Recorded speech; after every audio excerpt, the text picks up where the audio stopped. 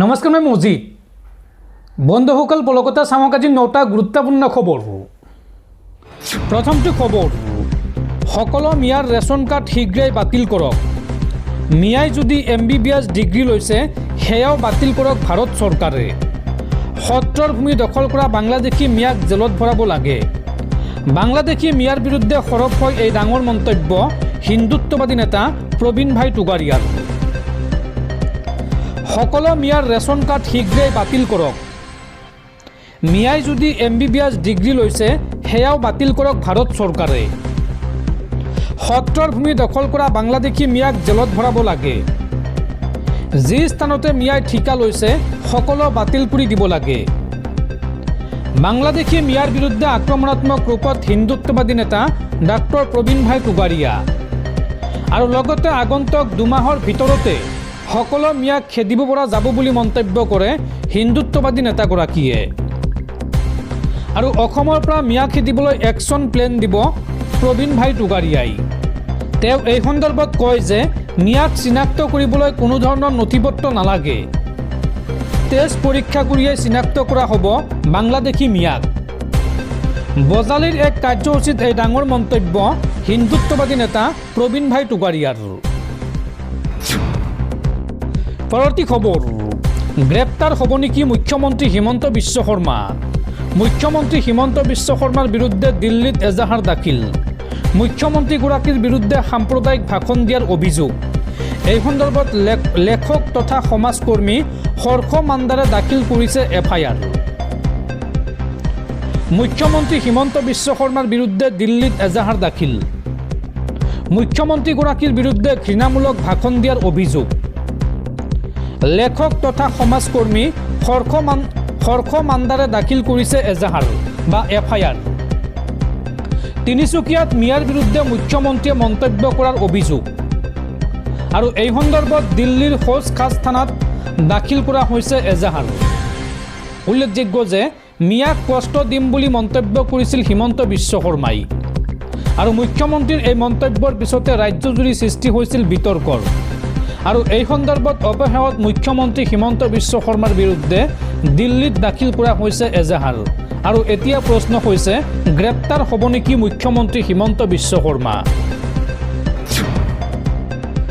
পৰৱৰ্তী খবৰ, এইবাৰ জুবিন ক্ষেত্ৰত চুৰিকাণ্ড। জুবিন অনুৰাগীয়ে জুবিন ক্ষেত্ৰৰ পৰা লৈ গ'ল বহু সামগ্ৰী। চিৰঞ্জীৱ কাশ্যপ নামৰ জুবিন অনুৰাগীৰ এই কাণ্ড। কীবৰ্ড, গামোচা, গীটাৰ, গ্ৰন্থ চুৰি এইগৰাকী যুৱকৰ। অৱশ্য ঘটনা ৰাজহুৱা হোৱাৰ পাছত ঘূৰাই দিলে কিছু সামগ্ৰী। দৰ্শকসকল আৰু বহুতো গুৰুত্বপূৰ্ণ খবৰ আছে। তাৰ আগতে আপোনাক জনাওঁ যে যদি আপুনি এতিয়ালৈকে এইটো ভিডিঅ'ত লাইক কৰা নাই তেন্তে এতিয়াই ভিডিঅ'টোত লাইক কৰি দিয়ক আৰু এনেকুৱা ধৰণৰ ভিডিঅ'সমূহ নিতৌ চাবলৈ চেনেলটো ছাবস্ক্ৰাইব কৰি কাষত থকা বেল আইকনটো প্ৰেছ কৰি ৰাখক। পৰৱৰ্তী খবৰ, অসমত আহি কংগ্ৰেছ নেতা ৰাহুল গান্ধীক খুৰদাৰ সমালোচনা কেন্দ্ৰীয় গৃহমন্ত্ৰী অমিত শ্বাহৰ। অমিত শ্বাহে এই সন্দৰ্ভত কয় যে ৰাষ্ট্ৰপতিৰ এটা হোম অনুষ্ঠানৰ সময়ত ৰাহুল গান্ধী একমাত্ৰ ব্যক্তি যিজন ব্যক্তিয়ে অসমৰ গামোচা ডিঙিত লোৱা নাছিল। মই কংগ্ৰেছক সুধিব বিচাৰিছোঁ ৰাহুল গান্ধীয়ে অসমৰ গামোচা কিয় নিপিন্ধিলে? উত্তৰ পূৰ্বাঞ্চলৰ সৈতে তেওঁৰ কি শত্ৰুতা আছে? এই মন্তব্য বা এই প্ৰশ্ন কেন্দ্ৰীয় গৃহমন্ত্ৰী অমিত শ্বাহৰ। পৰৱৰ্তী খবৰ, মৰণোত্তৰভাৱে জুবিন গাৰ্গক প্ৰদান কৰক ভাৰত ৰত্ন। মৰণোত্তৰভাৱে ভাৰত ৰত্নৰে জুবিন গাৰ্গক সন্মানিত কৰাৰ দাবীৰে প্ৰধানমন্ত্ৰী মোদীলৈ পত্ৰ কংগ্ৰেছী সাংসদ গৌৰৱ গগৈৰ। কংগ্ৰেছ সাংসদ গৌৰৱ গগৈয়ে প্ৰধানমন্ত্ৰী নৰেন্দ্ৰ মোদীলৈ এক পত্ৰ প্ৰেৰণ কৰে। এই পত্ৰযোগে কংগ্ৰেছী সাংসদগৰাকীয়ে প্ৰাণৰ শিল্পী জুবিন গাৰ্গক মৰণোত্তৰভাৱে ভাৰত ৰত্ন প্ৰদানৰ বাবে আহ্বান জনায়। এই পত্ৰখনত গৌৰৱ গগৈয়ে উল্লেখ কৰে যে অসমীয়াৰ হিয়াৰ আমঠু জুবিন গাৰ্গৰ অকাল মৃত্যুত অসমকে ধৰি সমগ্ৰ উত্তৰ পূৰ্বাঞ্চলবাসীয়ে শোকস্তব্ধ হৈ পৰিছে। 2025 চনৰ 3 ডিচেম্বৰতো সাংসদগৰাকীয়ে জুবিন গাৰ্গক মৰণোত্তৰভাৱে ভাৰত ৰত্ন প্ৰদানৰ বাবে সদনত দাবী উত্থাপন কৰাৰ কথা জনায় প্ৰধানমন্ত্ৰী মোদীক। মৰণোত্তৰভাৱে ভাৰত ৰত্ন প্ৰদান কৰিলে প্ৰাণৰ শিল্পী জুবিন গাৰ্গলৈ উপযুক্ত ৰাষ্ট্ৰীয় স্বীকৃতি প্ৰদান কৰা হ'ব বুলি পত্ৰখনত উল্লেখ কৰে সাংসদ গৌৰৱ গগৈয়ে। পৰৱৰ্তী খবৰ, গুৰু শিষ্যৰ পবিত্ৰ সম্পৰ্কত পুনৰ কালিমা সানিলে লম্পট শিক্ষক কনক বৰদলৈয়ে। নিজ বিদ্যালয়ৰ নৱম শ্ৰেণীৰ ছাত্ৰীৰ সৈতে অপকৰ্মৰ অভিযোগত আৰক্ষীৰ জালত পৰিছে শিক্ষক কনক বৰদলৈ। গুৰু শিষ্যৰ পবিত্ৰ সম্পৰ্কত পুনৰ কালিমা সানিলে লম্পট শিক্ষকে। শিক্ষক কনক বৰদলৈৰ বিৰুদ্ধে ছাত্ৰীক নিৰ্যাতনৰ অভিযোগ। শোণিতপুৰৰ এখন উচ্চতৰ মাধ্যমিক বিদ্যালয়ৰ অধ্যক্ষ কনক বৰদলৈ। সৰস্বতী পূজাৰ দিনা বিদ্যালয়তে ছাত্ৰীৰ সৈতে অপকৰ্ম কৰাৰ অভিযোগ। এগৰাকী নৱম শ্ৰেণীৰ ছাত্ৰীক শিক্ষক বৰদলৈয়ে যৌন নিৰ্যাতন চলোৱাৰ অভিযোগ আৰু নিজ বিদ্যালয়ৰ ছাত্ৰীক যৌন নিৰ্যাতন চলোৱাক লৈ চাঞ্চল্য। ইতিমধ্যে আৰক্ষীৰ জালত পৰিছে শিক্ষক কনক বৰদলৈ। পৰৱৰ্তী খবৰ, জুবিন গাৰ্গৰ হত্যাৰ গোচৰত অভিযুক্তসকলে কঠোৰ শাস্তি পাব লাগিব। জুবিন গাৰ্গৰ মৃত্যুৰ পিছতহে মই দানৱবিলাকক চিনি পালোঁ। এই অসুৰকেইটাই শাস্তি নোপোৱালৈকে পাব নালাগে জামিন। কান্দি কান্দি আদালতৰ বাহিৰত এই মন্তব্য জুবিন গাৰ্গৰ পত্নী গৰিমা শইকীয়া গাৰ্গৰ। অসুৰকেইটাই শাস্তি নোপোৱালৈকে পাব নালাগে জামিন। কঠোৰ শাস্তি পাব লাগিব এই দানৱকেইটাই।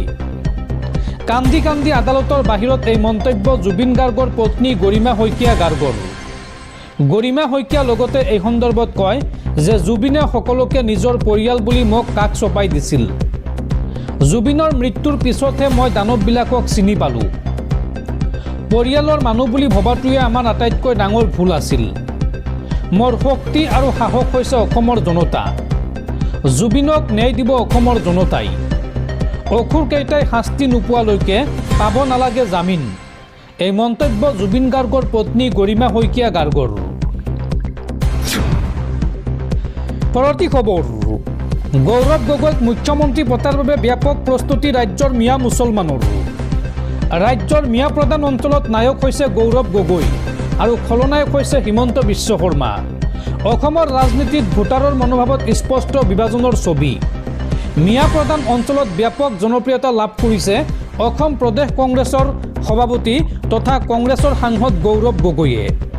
শেহতীয়াকৈ প্ৰকাশ পাইছে এই তথ্য। ৰাজ্যৰ মিয়া প্ৰধান অঞ্চলত নায়ক গৌৰৱ গগৈ আৰু খলনায়ক হৈছে হিমন্ত বিশ্ব শৰ্মা। অসমৰ ৰাজনীতিত ভোটাৰৰ মনোভাৱত স্পষ্ট হৈছে বিভাজনৰ ছবি। মিয়া প্ৰধান অঞ্চলত ব্যাপক জনপ্ৰিয়তা লাভ কৰিছে কংগ্ৰেছৰ সাংসদ গৌৰৱ গগৈয়ে। বিশেষকৈ মিয়া মুছলমানসকলৰ আটাইতকৈ প্ৰিয় নেতা হৈছে গৌৰৱ গগৈ। এটা কথা মন কৰিবলগীয়া যে সংখ্যালঘু অঞ্চলত AIUDFৰ পৰিৱৰ্তে কংগ্ৰেছে ধুমুহাৰ সৃষ্টি কৰিছে। লগতে তেওঁলোকে কংগ্ৰেছৰ সাংসদ গৌৰৱ গগৈক মুখ্যমন্ত্ৰী পতাৰ বাবে ব্যাপক প্ৰস্তুতি চলাইছে। যেন মিয়া প্ৰধান অঞ্চলত নায়ক হৈ পৰিছে গৌৰৱ গগৈ আৰু খলনায়কৰ খিতাপ লাভ কৰিছে হিমন্ত বিশ্ব শৰ্মাই। বৰ্তমানৰ মুখ্যমন্ত্ৰী হিমন্ত বিশ্ব শৰ্মাৰ বিৰুদ্ধে তীব্ৰ অসন্তোষ প্ৰকাশ কৰিছে সংখ্যালঘু একাংশ মিয়া মুছলমানে। হিমন্ত বিশ্ব শৰ্মাক কোনো কাৰণতে পুনৰ মুখ্যমন্ত্ৰী হিচাপে বিচৰা নালাগে বা নিবিচাৰে এই বুলি মত প্ৰকাশ কৰে একাংশ সংখ্যালঘু মিয়া মুছলমানে। উল্লেখযোগ্য যে সংখ্যালঘু সমাজৰ একাংশই দাবী কৰিছে যে বৰ্তমানৰ শাসনকালত তেওঁলোক অসুৰক্ষিত আৰু কষ্টৰ সন্মুখীন হৈছে।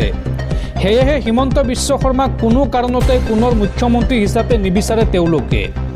শেহতীয়াকৈ প্ৰকাশ পোৱা ভোট বাইবৰ সমীক্ষা অনুসৰি মুছলমান ভোটাৰৰ প্ৰায় ৭৯% গৌৰৱ গগৈক পৰৱৰ্তী মুখ্যমন্ত্ৰী হিচাপে বিচাৰিছে। বহু সংখ্যালঘু এলেকাত AIUDFৰ পৰিৱৰ্তে কংগ্ৰেছৰ সাংগঠনিক উপস্থিতি দৃশ্যমানভাৱে বৃদ্ধি পোৱা দেখা গৈছে। ইয়াৰ সমান্তৰালকৈ হিন্দু ভোটাৰৰ মাজত হিমন্ত বিশ্ব শৰ্মাৰ প্ৰভাৱ দৃঢ়। এই সমীক্ষা অনুসৰি ৬৬.৭% হিন্দু ভোটাৰে পুনৰ মুখ্যমন্ত্ৰী হিচাপে বিচাৰে হিমন্ত বিশ্ব শৰ্মাক। উন্নয়নমূলক আঁচনিৰ বাস্তৱতা, আইন শৃংখলা বজাই ৰখা আৰু আন্তঃগাঁথনি উন্নয়নৰ পদক্ষেপসমূহে সন্তুষ্টিৰ হাৰ বৃদ্ধি কৰাত সহায় কৰিছে বুলি সমীক্ষাই উল্লেখ কৰিছে।